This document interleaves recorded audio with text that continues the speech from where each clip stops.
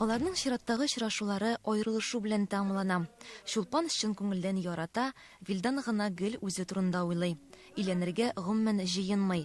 Чулпан беренче мәхәббәт хисләрен тыеп, икенче егеткә кияүгә чыга.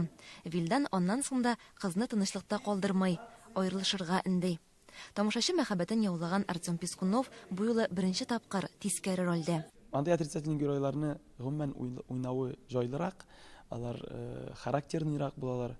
Гомумән минем характерга туры килә тора инде. Мин үзем күбрәк характерный рольләрне уйныйм, шуңа күрә миңа әллә ниндидер авырлык тудырмады. Бер генә ягы бар, мин үземнең тормыш иптәшем белән Резидә белән уйныйм.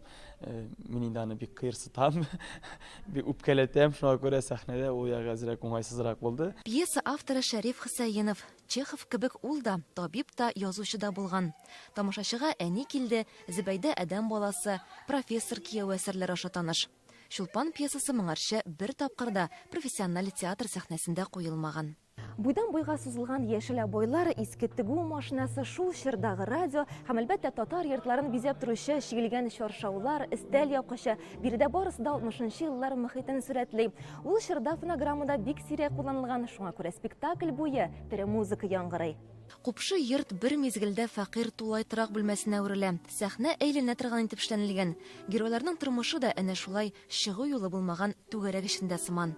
Мондый мәхәббәт эшпишмаклары тормышта да сирәк түгел. Мин үзебезнең Резидә Ирековнага шаккатып карап торам. Яшь кенә булуына карамастан, шушы әсәрне ул бит инде элек уларның рухын әле бик белеп тә бетермәскә мөмкин. Ул аны шундый итеп ачып бирә белә. Чын иттереп менә без үзебезчә бүген заманча уйнарга тырышабыз. Юк, шулайча кирәк, шулай дип әйтергә кирәк дип ул безне төзәтә. Артистлар образга чумар өчен бик күп элекке фильмнарны караган.